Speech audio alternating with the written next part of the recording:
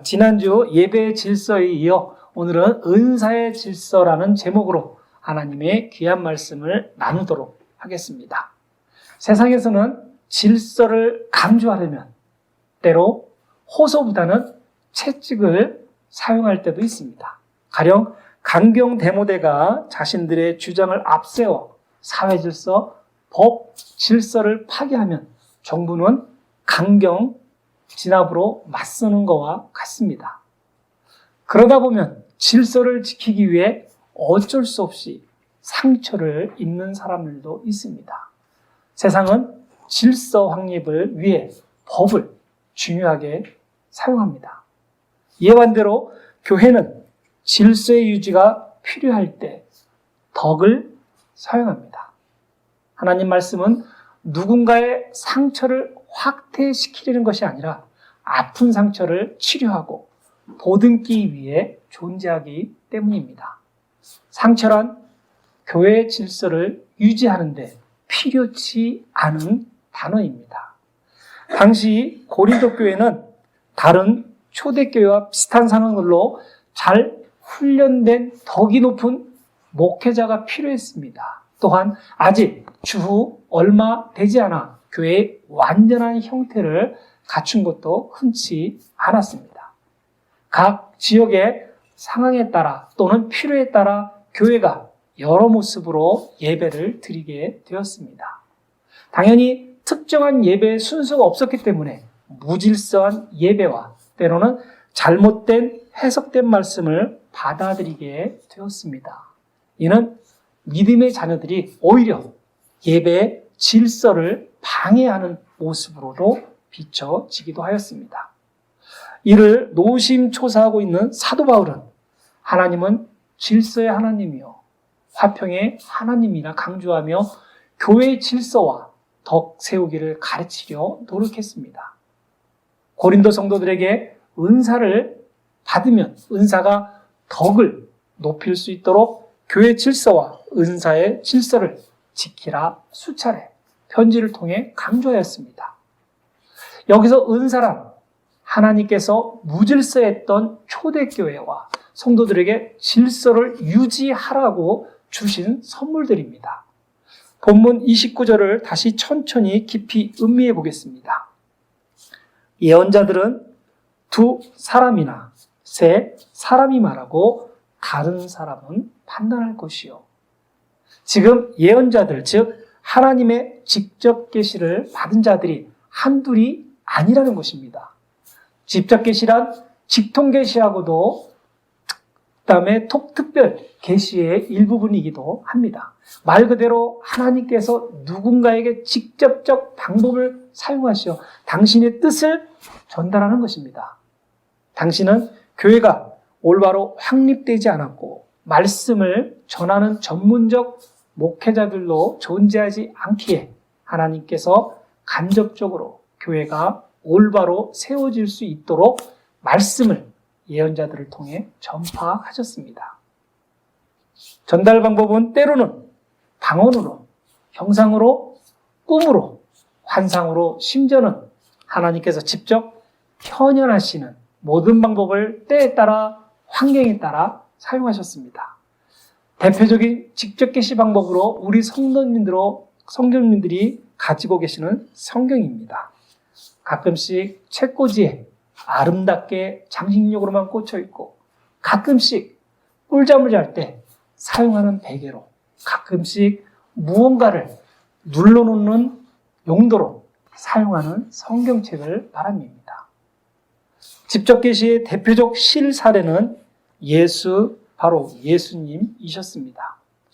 답답하고 무지한 당신의 자녀들을 선하고 올바른 길로 인도하시기 위해 더 이상 죄악 속에서 살지 않도록 하기 위해 인간의 짧은 삶을 값지고 귀하게 누릴 수 있기 위해 하나님이 인간이 되셨고 인간인 예수님께서 하나님의 말씀을 대언하셨습니다.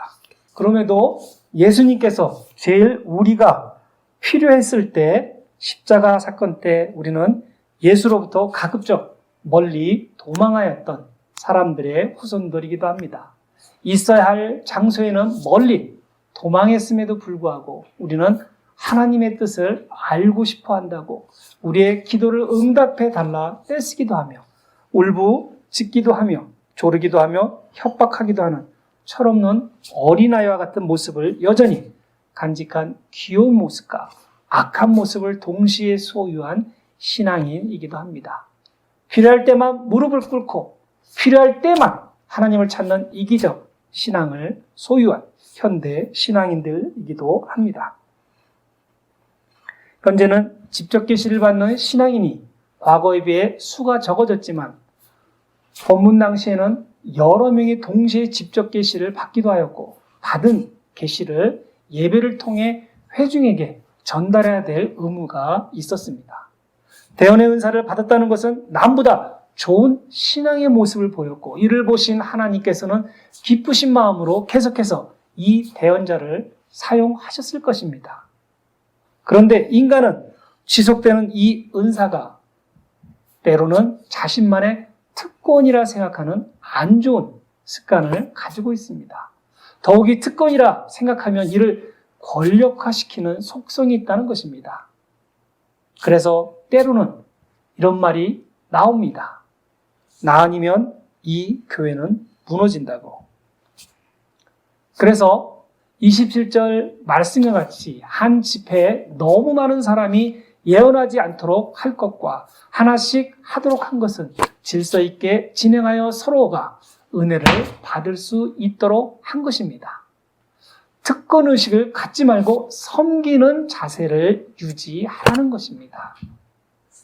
현재 우리 교회의 성인 출석인은 저의 손가락과 발가락을 다 사용하지 않아도 될 만큼 적은 인원의 숫자입니다. 그럼에도 성도님들의 신앙의 형태는 너무나 다양하게 나타난다 할 수 있습니다. 어떤 성도님은 주중에도 아픈 몸을 이끌고 나와 너무나 열심히 봉사합니다. 저에게 정말로 많은 의미를 부여해 줍니다. 어떤 성도님은 저희들에게 많은 용기와 말씀을 주십니다. 영어 부족으로 인해 때로는 어찌할 바 모를 때가 있습니다. 숨어버리고 싶을 때도 있습니다. 이 모든 어려움을 극복하는 용기의 말씀은 저에게는 실로 엄청난 용기가 생기도록 합니다. 그래서 밖에 나가서 모든 사람들에게 복음을 알릴 수 있습니다. 어떤 성도님은 저의 지친 마음을 활기 있게 기쁜 마음으로 만들어 주십니다. 어떤 성도님은 아무 말 없이 묵묵히 교회 여기저기를 치워 주십니다. 어떤 성도님은 매주 만나는 음식으로 믿음의 가족들의 입맛을 돋워 주십니다. 어떤 성도님은 기도로 교회와 교회 가족들과 저희들을 위해서 기도를 해 주십니다. 이렇듯 한 분 한 분이 비슷한 것 같지만 다양한 모습으로 교회와 하나님을 섬기십니다. 이것이 질서 있는 교회입니다. 이것이 질서 있는 예배 회복입니다. 이것이 질서 있는 하나님의 말씀을 올바르게 따르는 성도의 아름다운 신앙의 모습입니다. 이것이 하나님께서 주신 은사를 덕으로 세우는 것입니다. 여기서 덕이란 두 개의 의미를 가지고 있습니다. 하나는 건물을 짓는 것입니다. 즉 하나님의 성전을 지으라는 의미와 다른 하나는 예수 그리스도의 몸을 세우라는 의미입니다. 다시 말씀드리면 예수와 같은 행실을 하라는 겁니다. 하나님의 말씀을 반듯하게 세워 나아가라는 매우 행하기 어려운 말씀입니다. 그렇듯 덕이란 우리 평범한 사람들이 따라하기에는 매우 힘든 언어입니다. 그럼에도 사도 바울은 성도님들에게 덕을 세우라 부탁하는 것입니다. 왜 그렇겠습니까? 덕은 성도를 올바로 높은 곳에 존경받는 곳에 사랑을 나누는 곳에 세워주기 때문입니다. 교회의 모든 질서를 자연스럽게 유지할 수 있도록 해주기 때문입니다. 그런데 아주 멀리 있는 어떤 교회에서는 덕을 매우 이상하게 쌓는 곳이 있다 합니다. 소위 세상교회라 불리는 곳입니다. 이곳에서는 자신이 받은 은사가 최고이고 전부인 것처럼 다른 신앙인에게 자기 방식을 강요할 때가 있다 합니다. 예를 들자면 교회에 중요한 직분이 있고 영적 리더인 어느 분이 담임 목회자를 찾아와 새벽 예배의 형식을 바꿔달라는 것입니다. 가장 큰 이유는 본인이 하던 형식이 아니기에 예배에 집중하지 못한다는 이유 때문이라는 것입니다. 어찌 들어보면 이분을 존경하거나 따르는 분들에게는 이분의 주장이 잘못된 것이 전혀 없는 것처럼 들리기도 합니다. 반대로 이에 대해 많은 분들이 담임 목회자가 하는 방식을 따라야 하는 것이 옳다고 말할 것입니다. 일관된 의견은 새벽 예배의 진행은 담임 목회자의 권한이기 때문이라 판단하기 때문입니다. 물론 양쪽 다 맞는 모범 답안이지만 성경적으로 정답은 아닙니다. 대부분의 목회자들은 자신만의 독특한 예배의 진행 형식을 가지고 있습니다. 듣기에는 개인적인 취향을 추구하는 예배 형식이라 주장할 수 없습니다만 자신만의 독특한 예배 진행 안에는 기본적으로 십자가의 형상과 아픔과 속죄가 중심되어 있다는 것을 말씀을 드리고 싶습니다. 이해를 돕기 위해 먼저 교회 건물들을 자세히 보시기 바랍니다.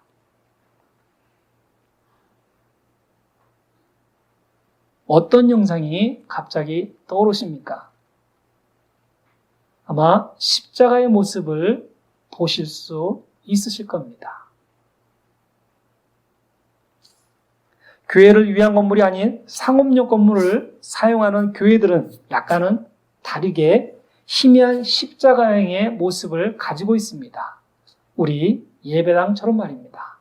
지금은 팬데믹으로 인해 의자를 여기저기 놓았지만 예전엔 가운데 복도와 제 앞에 오른쪽과 왼쪽으로 뻗은 모양, 제가 서 있는 것처럼 다시 길쭉한 모양을 상상해 보시기 바랍니다. 십자가형의 모형을 갖추려고 애쓴 흔적들을 이해하실 수 있으실 겁니다. 새롭게 짓는 교회들은 건물과 예배당의 설계를 기본적으로 십자가형이 나오도록 합니다. 물론 현대 교회들의 건축 양식은 십자가의 모양에서 조금 벗어난 것처럼 보이지만 기본적인 구조는 그리 다르지 않습니다. 이렇게 건물을 세우는 이유는 우리가 알게 모르게 십자가 위에서 항상 예수의 고난을 생각하고 구원받은 우리의 삶이 얼마나 감사한지를 항상 무의식 중이라도 느끼게 하기 위함입니다. 이처럼 건물도 십자가 형상을 따른 것 같이 예배 진행도 십자가 형상을 기준으로 프로그램을 만들고 진행합니다. 십자가는 고난의 상징이자 구원의 상징이라 말씀드렸습니다. 십자가를 상징화하려는 것이 아니라 십자가를 보면 우리의 죄를 대속해 주신 예수님의 부름에 우리가 함께하며 은혜를 나누겠다는 의지의 표명이기도 한 것입니다. 예수님은 십자가에 못 박히시기 전에 매우 혹독한 채찍세라와 사람들로부터 저주를 받는 고난의 시간이 있었습니다. 우리는 그러한 예배로의 부름에 먼저 응답하는 시간을 가지자는 것입니다. 그리고 예수께서 십자가에 매달리시면서 저들은 자신의 죄를 모르니 용서해달라는 간구의 시간이 있었습니다. 우리도 회개를 통해 새로운 하나님의 질서에 참여하며 예수님의 형상을 담는 제자가 되려는 시간을 가지자 하는 것입니다. 그리고 예수님은 돌아가시기 전에 다 이루셨다고 하셨습니다. 이는 자신의 목숨 대신 모든 사람의 생명을 건져 사단에게 패한 것처럼 보이지만 실제로는 승리를 쟁취해 자축하신 기쁨의 표현입니다.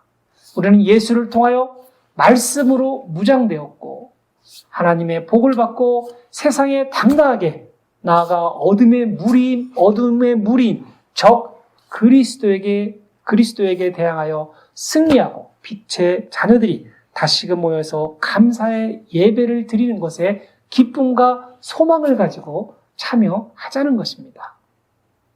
이제 예배당이나 예배 형식이 왜 십자가의 의미를 담고 있는지 조금이나마 이해가 되셨을 것이라 믿습니다. 당연히 우리가 받은 은사들도 질서 있게 예배와 그 밖에 교회 활동에 사용되도록 잘 유지하도록 노력해야 한다는 것입니다. 그럼 조금 전에 새벽 예배의 진행을 바꿔달라 요청한 것에 대하여 말씀을 계속 이어가도록 하겠습니다. 사실상 저도 목회자이기에 조금은 목회자 입장에서 먼저 부연 설명하자면 그럴 일은 거의 없겠지만 그 목회자가 만약 새벽 예배의 진행을 아무 의미를 두지 않고 자기의 편한 방식대로 진행하였다면 이는 하나님께 잘못한 것이 확실합니다. 하지만 특정한 목적을 두고 예배로의 부름에 대한 응답, 회개와 감사를 포함한 기도와 찬양 또는 성도들이 먼저 기도를 하고 있었다면 찬양과 기도의 순서를 지나서 말씀을 전하고 나서 각자 개인 기도의 형식을 갖추었고 마지막 부분에 믿음과 신앙을 세상으로 펼치자는 선포를 하였다면 그리고 조금은 진행 과정이 변형되었더라도 이는 특별히 잘못된 예배 형식이 아니기에 바꿔달라는 요청을 정중히 거절하여도 된다고 저는 믿습니다. 바꿔달라는 요청자 입장에서는 반드시 하나님께 영광을 돌리고 예수님의 복음을 전하며 말씀을 통한 신앙생활의 실천을 전제로 부탁하였다면 정당한 주장이 될 수 있고 누구나 자격이 있습니다. 하지만 개인 취향의 예배 진행을 원하였다면 이는 하나님께 크게 누가되는 행위에 가깝습니다. 그러기에 요청했을 때에는 반드시 자세한 설명과 함께 성경에 근거한 사실로 해야 합니다. 새벽 예배도 예배라 하였기에 비록 짧은 시간으로 드려지지만 틀림없이 예배의 한 종류의 예배이기 때문입니다. 예배 진행에 문제가 없다는 전제하에 왜 이분은 새벽 예배의 진행을 바꿔달라 요청하셨겠습니까? 목회자에게 질문하기 전에 먼저 본인 스스로에게 물어봐야 했습니다. 첫 번째로 새벽 예배 진행이 영적으로 행하고 있었는가를 먼저 분별해 보았는가? 두 번째로 스스로가 적극적 예배 참여로 은혜 받기를 힘썼는가? 열심을 다함에도 예배 진행이 본인에게 은혜롭지 않아서 어려움을 겪게 되었다면 이는 분명 누군가와 신앙 상담이 필요한 것입니다. 저는 이 부분을 굉장히 중요하게 생각합니다. 우리는 이때 진솔한 영적인 대화가 필요합니다. 사실 느낀 감정 그대로를 놓고 본인에게 묻는 기도의 대화와 이 예배를 이끌고 가는 목회자와 깊은 대화가 필요합니다. 즉, 목회적 상담이 필요하다는 것입니다. 하지만 대부분 은사를 받았다 생각하는 신앙인은 이것에 대해 주제를 놓고 대화를 원하지 않습니다. 덕없이 자신을 스스로 높은 곳에 올려놓았기 때문입니다. 결론만 놓고 모든 것을 판가름합니다. 덕은 본인 스스로 높이 세우는 것이 아니라 타인이 높이 세워주는 것입니다. 이것이 올바른 덕의 질서입니다. 서로가 덕을 세우지 못한 결과로 본인이 원하는 결과를 얻지 못했다면 당연히 새벽 예배를 불참하게 될 것이고 이를 동조하시는 분들도 생길 것이고 그러다 보면 나도 모르게 내가 원하지 않았지만 교회에 새로운 한 세력이 형성되어 파당이 되는 것입니다. 우리가 제시한 의제의 끝에는 항상 하나님의 영광이 있어야 하는데 개인의 영광을 추구하였다는 것이 잘못된 결론에 도달하게 된 것입니다. 목적은 더 많은 은혜를 받기 위함인데 교회에 덕이 되려 하였는데 해결을 하려는 과정 없이 결론에 도달하게 되면 양쪽 다 은혜를 받기보다는 상처를 받는다는 것이 더 무서운 결과일 것입니다. 복잡하게 들리지만 내용은 그다지 복잡하지 않습니다. 단지 덕을 세우는 것은 말처럼 쉽지 않다는 것입니다. 매우 어렵습니다. 성경은 우리는 다 같은 통역자요, 형제라고 합니다. 그리고 항상 말씀에 의지해서 말씀대로 살아가라 합니다. 다시 말해 언제나 올바른 질서 속에서 덕이 세워져야 한다는 것입니다. 불화는 질서에 포함되지 않습니다. 분노 또한 질서에 포함되지 않습니다. 개인주의, 이기주의, 인권, 성냄, 헐뜯음, 명령, 수치심 주기, 따돌림하기, 미워하기, 거짓말하기, 남의 것을 탐내기 등등 이러한 단어들은 쉽게 우리 주변에서 사용됩니다. 이들을 너무 자주 사용하는 것은 올바른 질서를 확립하는데 어려움을 줄 뿐만 아니라 결코 교회에도 본인에게도 신앙을 위해서도 덕이 되지 못할 것입니다. 나누기, 돕기, 섬기기, 이해하기, 협동하기, 봉사하기, 용기 주기, 기뻐해 주기, 슬픔 나눠 갖기, 중보기도 해주기, 사랑 나누기 등등 이러한 단어들은 말로만 표현해도 좋지만 말로 표현하는 것보다 직접 행할 때 교회도 본인에게도 신앙을 위해서도 심지어는 가정에서도 덕을 세우고 질서를 유지하는 좋은 결과를 가져올 것입니다. 우리 성도님들은 교회의 덕이 되는 말과 행실을 하셔야 합니다. 교회의 덕을 세우는 것은 신앙인이라면 반드시 추구하여야 할 소망이 되어야 합니다.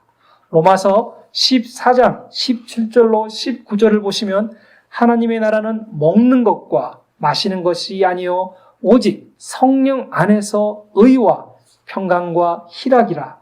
이로써 그리스도를 섬기는 자는 하나님께 기뻐하심을 받으며 사람에게도 칭찬을 받느니라. 이러므로 우리가 화평의 일과 서로 덕을 세우는 일을 힘쓰는 것이라 하였습니다. 그러면 덕을 어떻게 세우느냐 물어보실 수도 있습니다. 제가 표현할 수 있는 최대의 방법은 참된 덕은 그리스도의 사랑과 선한 의에서 나옵니다. 주님의 거룩하신 성품이 덕의 근원이고 주님의 희생적인 무한한 사랑과 로마 병사의 군화의 진리겨 가장 밑바닥에까지 낮아지신 겸손의 예수의 모습이 진정 모든 덕의 극치입니다. 덕을 세우는 이유는 교회의 질서, 예배의 질서, 받은 은사를 질서대로 사용하여 살아있는 신앙의 본이 되기 위해서입니다. 로마서 15장 1, 2절에는 우리 강한 자가 마땅히 연약한 자의 약점을 담당하고 자기를 기쁘게 하지 아니할 것이라. 우리 각 사람이 이웃을 기쁘게 하되 선을 이루고 덕을 세우도록 할지니라 하였습니다. 왜냐하면 성도님들이 가장 우선시할 부분이 바로 덕을 세워야만 하기 때문입니다. 우리가 갖춰야 할 영적인 덕도 나보다 남을 더 높게 여기고 섬겨주고 배려하면 저절로 세워줄 수 있기 때문입니다. 저는 이것이 모범 답안이라 생각합니다. 가정에서 부부가 정말로 예의를 갖춰 상대방을 세워주시고 계십니까? 자녀들은 어떠합니까? 진정으로 가정에서 위아래만 강요하고 상대방에게 희생만을 강요하지 있지 않습니까? 가까워질수록 우리는 예의를 망각하고 상대방을 쉽게 보는 경향이 있습니다. 그러면 교회에서는 어떠하십니까? 진정으로 영적 이웃을 존경과 사랑으로 높게 대하십니까? 혹 나이가 적다고 무엇을 하라 강요하십니까? 아니면 나이가 많고 경험이 많은 연장자에게 다 미루십니까? 혹 다른 동네의 교회에서도 그러면 안 되지만 우리 교회는 그런 분이 없다. 저는 알고 있습니다. 저는 하나님께서 인간들에게 가장 큰 은사를 주신 지체가 바로 누구나 소유한 혀라 생각합니다. 혀는 덕을 세우는데도 1등 공신이고 덕을 무너뜨리는데도 1등 공신의 역할을 합니다.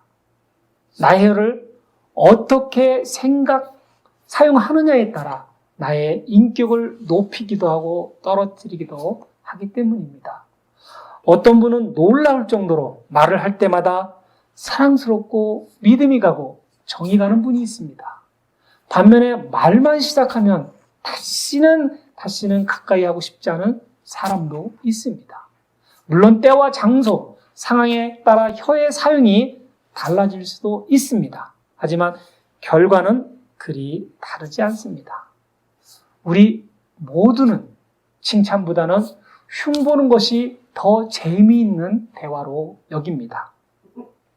거기다 양념으로 실제 있지도 않은 사실을 더하면 대화가 더욱 감칠맛 납니다.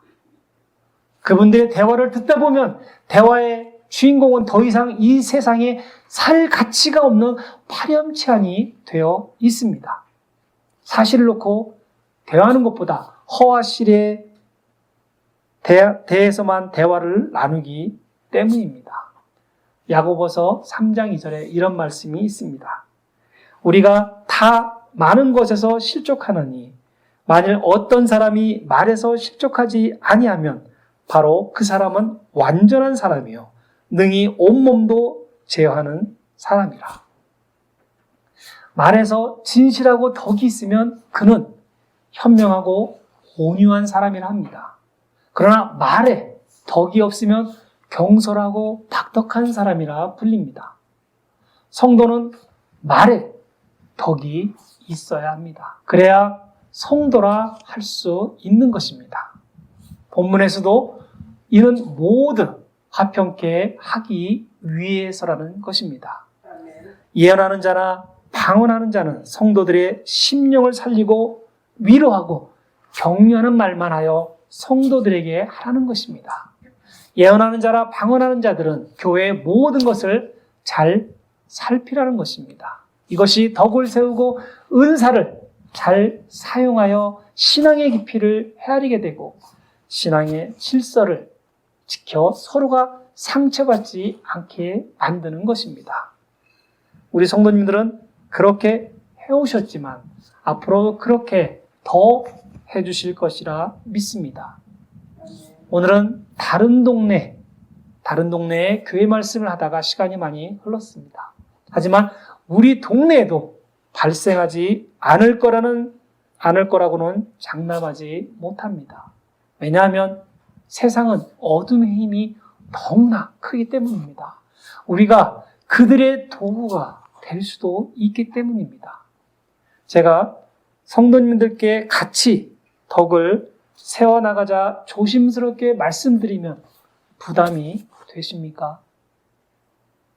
제가 성도님들께 은사를 질서 있게 사용해달라 말씀드리면 부담이 되십니까? 그렇지 않을 것이라는 것을 잘 알고 있습니다. 우리 성도님들은 이미 높은 단계의 덕을 세우신 분들이시라는 것을 저는 이미 잘 알고 있습니다. 덕이 있으신 분들에게 부탁드리는 것은 저와 함께 여기에서 사역을 하는 한 성도님들은 저를 마구마구 사용하셔 달라는 것입니다. 단 개인의 이익이 아니라 개인 신앙 성숙을 위해 교회의 이익을 위해 예수님의 복음 전파를 위해 하나님의 영광만을 위해서 사용해 주시기를 부탁드리는 것입니다. 그러면서 다시금 돌아올 미래 성도님들을 위해 질서 있는 교회, 질서 속에서 회복되어지는 교회, 서로 덕을 세워주는 교회로 거듭남을 되풀이할 수 있도록 하나님께서 지켜주시고 이끌어주시는 성도와 교회로 예수님의 모습을 우리 성도님들의 얼굴에서 경험할 수 있는 교회와 성도님들의 되시기를 주 예수 그리스도 이름으로 축원드립니다.